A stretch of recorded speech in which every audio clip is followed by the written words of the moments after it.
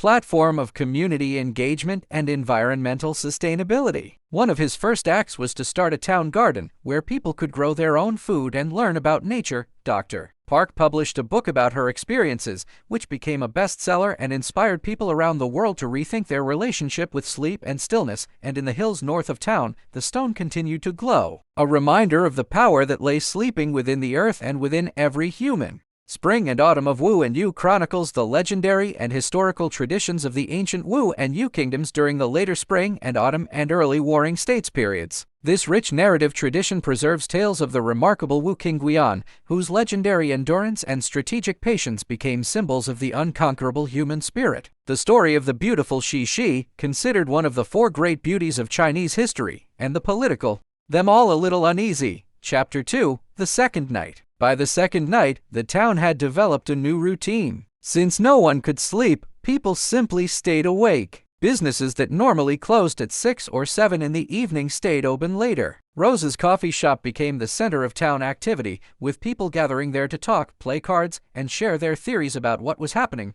Dr. Sarah Park was the town's only doctor. She had moved to Harmony Falls 8 years ago. Collection is particularly strong on encounters with non-human entities, fox spirits who take human form, ghosts who communicate with the living, and divine beings who intervene in mortal affairs. Liu Jingshu writes with precision and restraint, allowing the strangeness of events to speak for themselves without excessive moralizing. This approach gives the work a distinctive literary quality that influenced later strange tale collections. Shared their experiences. They talked about what they had seen and felt. They compared notes. They realized that together, they were seeing more than any of them could see alone. Dr. Park, who had spent her whole life believing in science and medicine, found herself believing in something else now. Not instead of science, but alongside it. There were things in the universe that science couldn't explain, and maybe that was okay. Maybe the unexplained was what made life interesting, the memory. They belonged, but in all those years, he had never taken a vacation. He had never spent more than a day away from the store. He had been so busy building his business that he had forgotten to build a life.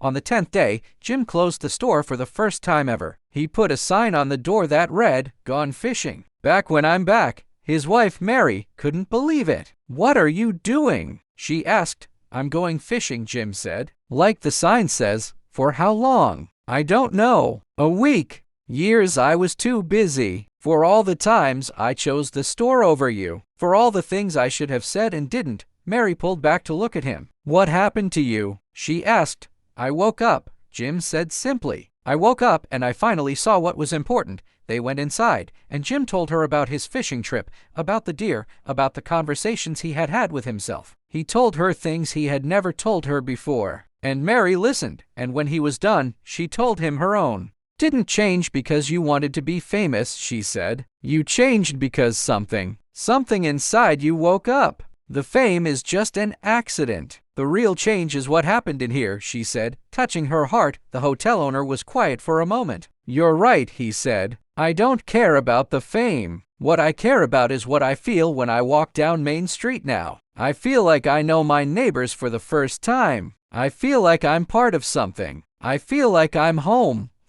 Driving by, and someone playing music on a radio too loud. Jim was the owner of the Harmony Falls grocery store. He was 53 years old, with gray hair and a friendly face that everyone in town knew. He put on his slippers and walked to his window, which faced Main Street. What he saw surprised him. People were everywhere. Not crowds exactly, but more people than you would see on a busy afternoon. And it was 4 in the morning. People were walking their dogs, jogging, sitting on their By the evening of the second day, the exhaustion in town had become almost unbearable. People who had spent the day walking around, trying to stay busy, were now struggling to keep their eyes open. But every time they lay down to rest, even for a few minutes, they found themselves wide awake again, staring at the ceiling. Tom Reeves drove around town that night, checking on people. He found a woman crying on her porch because she hadn't slept in 40 hours and couldn't take it anymore. Of light on plant growth. She had set up an experiment in her garage, with bean plants growing under different colored lights. She had been too busy to pay much attention to the experiment lately, but now, with nothing else to do, she had started to observe her plants more carefully, What she noticed was extraordinary.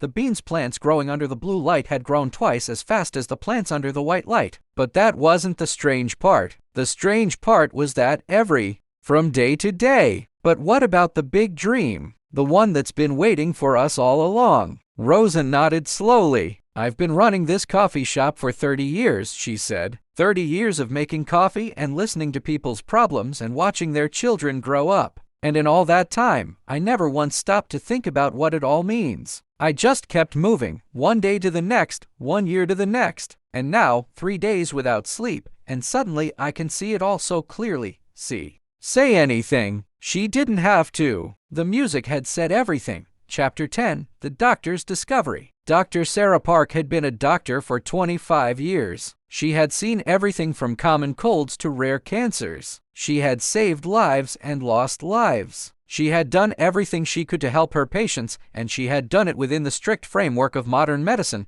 But now, watching the people of Harmony Falls transform before her eyes, she began to question that framework.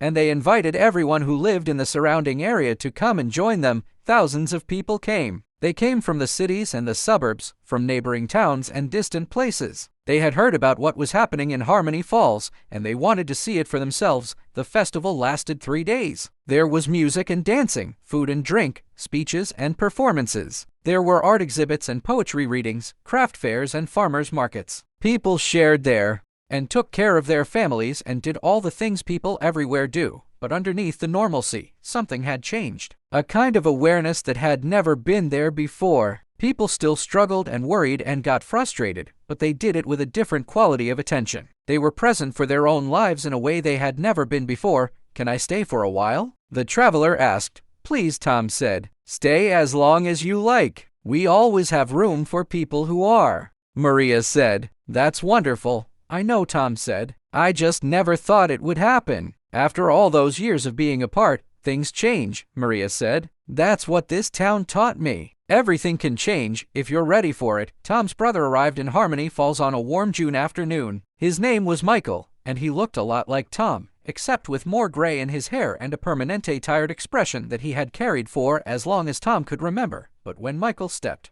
Miscellaneous Records of the Bankyo by Yu Huai, written during the late Ming and early Qing transition, is a celebrated memoir of the brilliant Jiangnan entertainment quarters that flourished in late Ming China. Yu Huai, a scholar official who lived through the Ming collapse, recreates in vivid detail the famous courtesan quarters of Qinhuai in Nanjing and the literary salons of Suzhou. The work paints intimate portraits of the most celebrated courtesans, actresses, and singing girls of that vanished world, describing their talents in poetry, music, and conversation. Yu Huai's entries blend admiration with melancholy, as he describes beauties who possessed cultivation and wit equal to any literatus. The work serves as an invaluable cultural record of the late Ming pleasure districts and the elegant world of the literati who patronized them, documented by someone who knew that world firsthand before the Manchu conquest destroyed it. Extended across East Asian literature. Records of the World Beyond by Liu Yiking of the Liu Song Dynasty is a landmark collection of supernatural tales that expanded the boundaries of Chinese strange fiction. Drawing from earlier sources, contemporary accounts, and oral tradition, Liu Yiking assembled hundreds of entries documenting encounters between the living and the world of ghosts, spirits, and the divine. The collection demonstrates remarkable narrative sophistication, with tales ranging from brief anecdotes to elaborate stories with complex plots and psychological depth. Notable entries describe a scholar seduced by a ghost woman who turns out to be a previous life connection, officials who discover their administrative judgments affect souls in the underworld, and encounters with divine immortals who test human character. Liu Yiking's work represents a crucial development stage in Chinese supernatural fiction, bridging earlier collections and the mature strange tales of the Tang dynasty. The work's influence. Annals of Jinku's Seasonal Customs by Zhong Lin of the Liang Dynasty is the earliest and most detailed surviving record of Chinese seasonal festivals and folk customs from the pre-modern era. Zhong Lin systematically documents the major holidays and seasonal practices of the Jinku region, the cultural heartland of medieval China. The work describes New Year celebrations, the Lantern Festival with its dancing dragons and mysterious date-eating customs, the Cold Food Festival, collectors in their libraries, and the artisans and courtesans who animated that vanished society. Zhang Dai's prose is precise yet lyrical, capturing fleeting moments with painterly attention to detail. The work stands as both personal elegy and cultural chronicle, documenting the refined pleasures and artistic achievements of late Ming Jiangnan before the Manchu conquest destroyed that world forever. Commemorating Jizi Tui, the Dragon Boat Festival with its hanging of corrective charms, and the Mid-Autumn Festival with its moon-watching rituals. For each festival, Zhong Lin provides not only descriptions of observed practices but also explanations of their origins in mythology and history. As an ethnological document, the work is irreplaceable, preserving customs that have largely vanished while providing key evidence for reconstructing earlier festival traditions. 20 Years of Spectacular Abnormalities by Wu Jianren, written in the late Qing dynasty, is a forceful expose of social decay during China's transition from imperial to modern era. The narrator, whose pen name suggests a witness to absurdity, chronicles 20 years of bizarre and disturbing incidents from the 1880s through the first decade of the 20th century. The novel reveals a society in moral collapse, where officials are uniformly corrupt, merchants are swindlers, and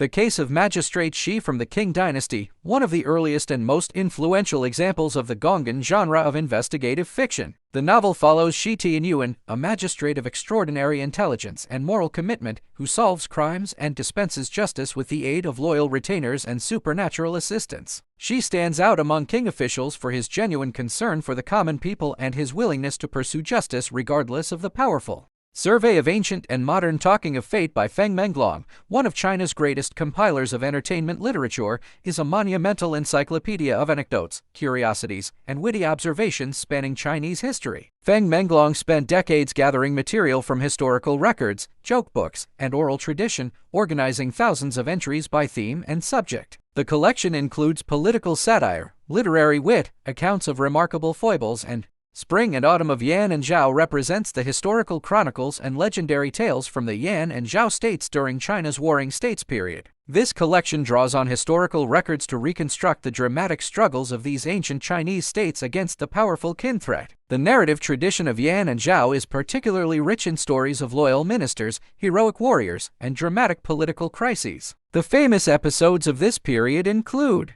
Stories of the Unusual by Yuan Mei, one of China's most refined literary minds of the Qing dynasty, is a celebrated collection of strange tales and supernatural accounts. Yuan Mei, a poet and scholar who rejected the rigid Confucian orthodoxy of his age, gathered ghost stories, miraculous encounters, and incidents from contributors across China. Unlike earlier supernatural collections with Buddhist moralizing, Yuan Mei's tales embrace wonder without didacticism. Fox Spirits, Ghostly. Small 5 Gallants by Shi Yukin, a sequel to 3 Heroes and 5 Gallants, continues the adventures of the martial heroes and introduces a new generation of protagonists. The work expands the world of the original novel, introducing characters descended from or trained by the heroes of the first novel. New adventures follow the young heroes as they encounter villains, navigate political intrigue, and uphold justice in a world where the forces of corruption constantly regenerate. As an officer in the city, Tom had been asleep when the strange night began. He had been asleep, in fact, more deeply than he had slept in years. But at 4 in the morning he had woken up suddenly, feeling wide awake, and had known immediately that something was different about this particular night. I've talked to about 20 people in the last hour, Tom said. Nobody can explain it. Nobody can sleep. And nobody knows when it started. People are saying they woke up around 2, 3, 4 in. 6 Records of a Floating Life by Shen Fu, written in the early 19th century, is one of China's most beloved autobiographical narratives. Shen Fu recounts his life with his beloved wife Chen Yun, a woman of remarkable cultivation and spirit who becomes the heart of the narrative. The work divides into 6 chapters, though only 4 survive in full. The first chapters describe their blissful married life in Suzhou, their modest gardens, their travels, and their simple pleasures. Shen, next day, or the day after that. But he didn't care. He sat by the stream, watching the water flow, thinking about his life. He thought about his childhood, his parents, his friends. He thought about Mary, and how much he loved her, and how little he had shown it over the years. He thought about the store, and how it had become more important to him than it should have. On the 4th day of his fishing trip,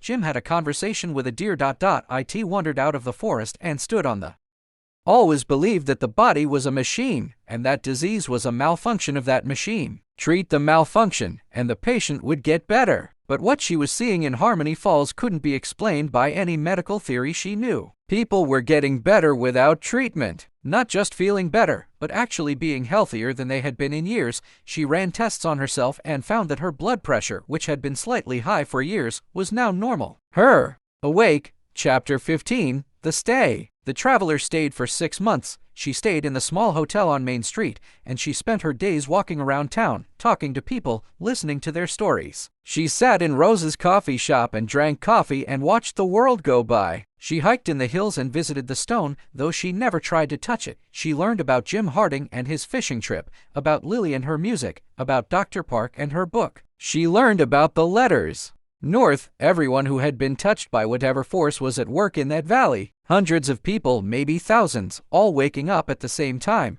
and she understood that this was only the beginning, that there were other places like Harmony Falls, other stones, other sources of light waiting to be found, that humanity was on the brink of something extraordinary, a new stage of evolution that would transform not just individuals but entire civilizations. Chapter 13, The Future. In the New Prefaces by Liu Shang of the Western Han Dynasty is a major historical anthology compiling anecdotes and moral tales from earlier Chinese history. Liu Shang, a royal librarian and scholar, organized thousands of years of historical anecdote into thematic collections designed to illustrate Confucian moral principles. The work covers examples of wise rule, ministerial loyalty, filial piety, and the consequences of vice and virtue through vivid historical episodes. Each anecdote is: she found her father standing in the backyard, staring at something. "Dad?" she said. "Dad, what is it?" Her father, David Kim, pointed at the ground. Sarah looked down and saw that the grass in their yard was doing something strange. All across the lawn, the blades of grass were bending in the same direction, creating patterns that looked almost like waves in an ocean. And in the center of the yard, right where an old tree stood, the grass was bending upward, toward the sky. "It's not just instead of having something taken away." "What do you mean?" Dr. Park asked. "I don't know exactly," Rosa said, "but I've been awake for 3 days now, and I feel different. I feel more alive than I've felt in years. More aware. Like all the noise of daily life has been turned off, and I can finally hear myself think." Dr. Park had to admit she felt something similar. The exhaustion was still there, like a weight on her shoulders, but beneath it was something else. A clarity of thought that she had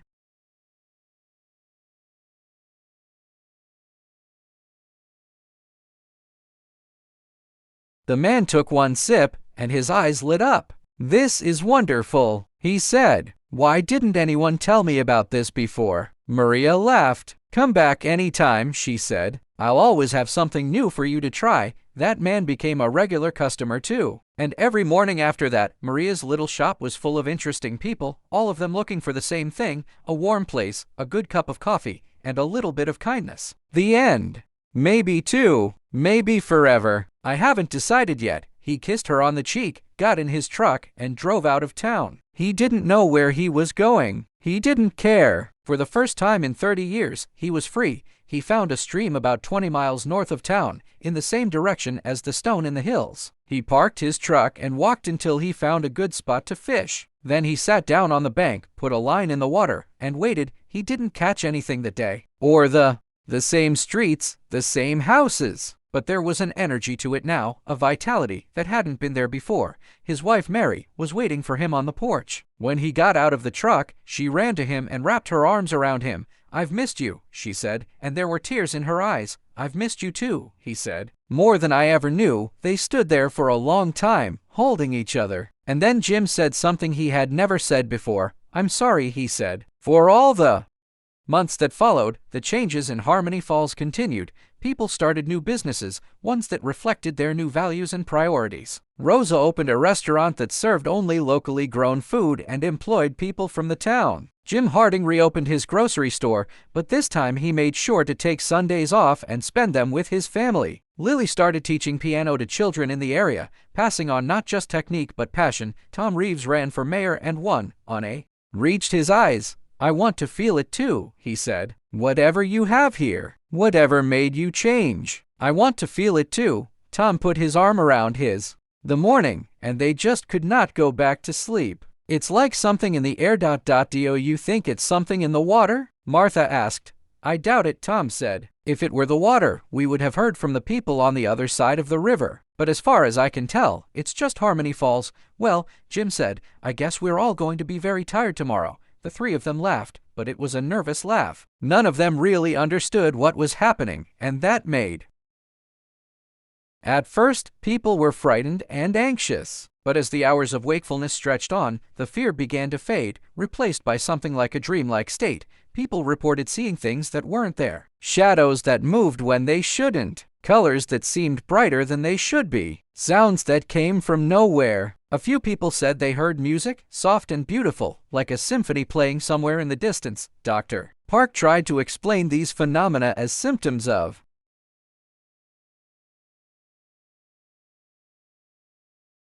The Garden of Marvels by Liu Jingshu of the Liu Song dynasty is a rich collection of supernatural and anomalous phenomena that stands among the finest examples of early Chinese strange literature. The work documents extraordinary events, curious creatures, and inexplicable occurrences drawn from historical records and contemporary accounts. Entries range from vivid ghost encounters and spirit manifestations to accounts of strange natural phenomena and remarkable human abilities. The was right, she said to Rosa as they sat together in the coffee shop that night. We've been asleep, not physically, but spiritually. We've been sleepwalking through our lives, going through the motions, never stopping to ask the big questions. What big questions? Rosa asked, who are we? Why are we here? What are we supposed to do with the time we have? We never ask these questions because we're too busy. Too busy working, too busy worrying, too busy chasing the small dreams that keep us going. Her father had wanted. But now, with her father gone and the store closed, she was free for the first time to think about what she really wanted. She had always loved music. She had played the piano since she was 6 years old, and she had been good enough to pursue a career as a concert pianist. But she had given that up in high school because her father needed help at the store and she felt obligated to stay. Now, with nothing else to do, Lily started playing piano again. She played for story, her own waking up, her own realizations. That night, the whole family, Jim, Mary, and Lily, sat together in the living room and talked until dawn. They talked about their fears and their hopes, their regrets and their dreams. And for the first time in years, they felt like a real family. Chapter 12, The Celebration. On the 30th day, the people of Harmony Falls decided to have a celebration. They called it the Festival of Waking Up. They held it in the park at the center of town. For a while, I think I understand what it was. What was it? The hotel owner asked. Not a place, the traveler said. Not really. It was an idea. The idea that things can be different, that people can change, that the world we live in is not the only world that's possible. I spent my whole life traveling, looking for proof that another world exists. And now I have it. It's not a perfect world, and it's not an easy world, but it's a different one, and that's enough. The hotel owner nodded. He had carefully selected to demonstrate how moral behavior shapes political success and personal fate. Liu Zhang's editorial method transformed raw historical material into moral pedagogy, establishing a genre that would dominate Chinese historical writing for 2 millennia. The work was studied by officials, educators, and general readers as a guide to proper conduct and effective governance. New Prefaces stands as one of the foundational texts of Confucian moral literature. The Little Coffee Shop. Every morning, Maria opened the small coffee shop on Elm Street at 6 o'clock. She had run this place for 3 years, and by now she knew most of her regular customers by name. Tom always ordered a large black coffee and read the newspaper at the corner table. He was a retired teacher, and he loved to talk about politics and history with anyone who would listen. Maria enjoyed his stories about the old days. Sarah usually came in around 7:30. She was a nurse at, complaining of a headache. Your heart rate is normal. There's nothing medically wrong with you, but I feel terrible, Jim said. I've been awake for over 30 hours. I feel like I'm going to collapse. I know, Dr. Park said. I've seen 6 people this morning with the same symptoms, and I've examined myself, and I feel the same way. But everything checks out fine. There's no medical explanation for this. What about psychological? Jim asked. Could it be some kind of mass hysteria? Dr. Park.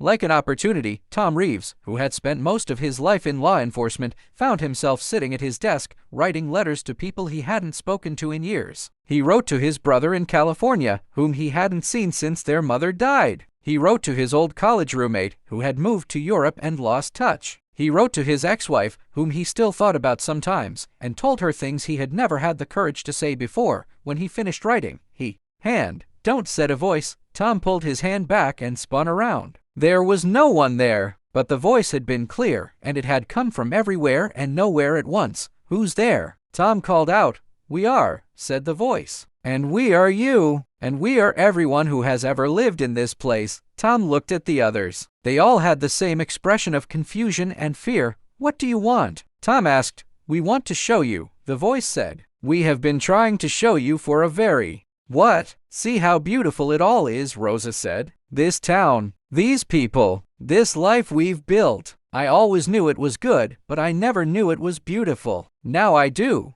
Chapter 7, The Letters. Over the next few days, the people of Harmony Falls continued to live in their strange, sleepless state. But it was no longer frightening. It was transformative. Tom Reeves sent the letters he had written to his brother, his old roommate, and his ex-wife. He sent them without expecting a response. He sent outside on the steps. They came not because they were supposed to or because they felt obligated, but because Lily's music was touching something in them. Something that had been asleep for a long time and was finally waking up. When Lily finished playing, there was silence. And then, one by one, people started to clap. Not polite applause, but real heartfelt clapping, the kind that comes from a deep place. "Thank you," someone called out. "Thank you for waking us up." Lily smiled. She didn't discovered what Sarah and her father had found. Everything in Harmony Falls was pointing in the same direction. Trees leaned toward the north. Flowers turned their faces north. Even the streams seemed to flow slightly faster when they were moving north. And when people stood outside and looked north, they felt something they couldn't quite describe. A pull, a call, like something was waiting for them.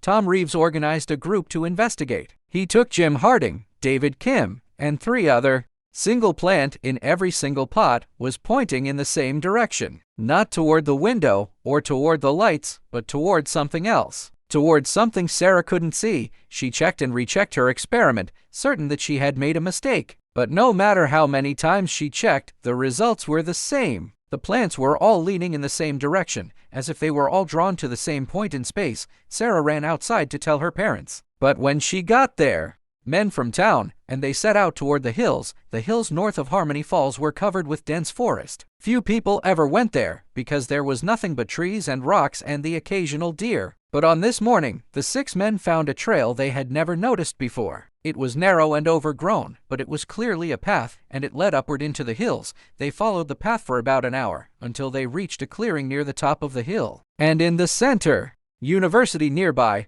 one winter morning, a man walked into the shop. He was tall and thin, and he wore an old brown coat. He looked around as if he had never been in a coffee shop before. "What can I get for you?" Maria asked with a smile. He looked at the menu on the wall for a long time. "I don't know," he said. "I've never had coffee before." Maria was surprised, but she didn't show it. "Then let me make you something special," she said. She made him a small cup of her sweet vanilla latte. "How?" The traveler thought about this for a moment. "More alive," she said finally. "More present. In most places I go, people are half asleep, even when they're walking around with their eyes open. They go through the motions, but they're not really there. Here, people are really there. They're awake." Tom nodded. He had noticed that himself. After the strange nights ended, life in Harmony Falls had slowly returned to something like normal. People slept again, most of the time. They went to work. Off the bus and saw the town for the first time, his expression changed. He looked around at the gardens and the murals on the buildings, at the people sitting in outdoor cafes and children playing in the park. He looked at the hills to the north, where the stone was hidden. "This is what you wrote about," Michael said. "This is what happened here. This is what happened here," Tom said. Michael stood there for a long time, taking it all in. Then he smiled, and for the first time in years, Yard, David said. He sounded odd and a little frightened. "I walked around the block this morning. The whole street is doing this. Everything in the neighborhood is leaning the same way." Sarah thought about her plans. "Everything in one direction. And now this. What direction is it?" she asked. David pointed toward the edge of town, toward the hills that rose up beyond the last houses. "North," he said. "Everything is pointing north." Chapter 5, The Hills. By the 5th day, the whole town had special was happening. I've been to a lot of towns, she said to Tom Reeves, who had invited her to dinner at his house. A lot of special places. But I've never seen anything like what happened here. What did you hear about us? Tom asked. Oh, word gets around. People talk. They say this town found a stone in the hills that glows blue at certain times of year. They say the people here had some kind of collective awakening. They say things are different here, better somehow, different. Rarely experienced. A sense of presence, of being fully in the moment. Maybe you're right, she said slowly. Maybe there's something to this. That night, for the first time, people in Harmony Falls started to do things they had never done before. People who had always wanted to write started writing. People who had always wanted to paint started painting. People who had always wanted to learn an instrument started learning. The sleeplessness, which had felt like a curse, was starting to feel. Long time. But you were always asleep. Always too busy dreaming your small dreams to wake up and see what was really there. See what? Jim asked. The stone began to glow brighter. The air around it shimmered, like heat rising from summer pavement. And then, slowly, an image began to form above the stone. An image of the town. Harmony Falls, as it was now, but also as it had been, and as it would be. They saw the town 1,000 years ago, when Native American tribes had lived in the valley and become a kind of crucible, burning away everything that was false and leaving only what was true. Chapter 8, The Changes. On the 10th day after the strange nights began, Jim Harding made a decision. He had been running the Harmony Falls grocery store for 30 years. He had opened it when he was 23, right after he got married. He had built it into the heart of the community, a place where people came not just to buy food but to catch up on news and exchange greetings and feel like hours every day, relearning pieces she had long forgotten, discovering new music, finding her way back to something she had lost. One night, she played a piece by Chopin, one of the most beautiful piano compositions ever written. She played it in the church in town, because the acoustics there were better than anywhere else. Word spread that Lily Harding was playing, and people started coming to listen. By the end of the week, the church was full. People sat in the pews, in the aisles, even. A light that could be seen from outside. It was an inner light, a radiance that came from within. People looked at each other and saw it in each other's eyes, in the set of their faces, in the way they stood and moved. They were glowing with something that had been inside them all along, waiting to be awakened. Dr. Park understood then what was happening. It was not just Harmony Falls that had been changed. It was everyone who had come to the festival, everyone who had felt the pull toward the lived in Harmony Falls his whole life, and he had seen the changes happen right before his eyes. He had watched his neighbors become kinder, his town become more alive. He had felt it himself, in small ways every day. I never thought I'd see the day, he said. When I was a kid, this was the most boring place in the world. Nothing ever happened here. Nothing ever would. And now look at us. We're famous. People come from all over the world to see what happened here. The traveler smiled. The city hospital, and she always looked tired. She liked her coffee with a lot of cream and 2 sugars. Sometimes she would fall asleep at the table if her shift had been especially hard. Then there was the young couple. Maria never learned their names, but she always saw them sitting together at the window seat. They always ordered 1 coffee and 1 hot chocolate, and they always shared it, taking turns. They never seemed to be in a hurry. Maria thought they were probably students at the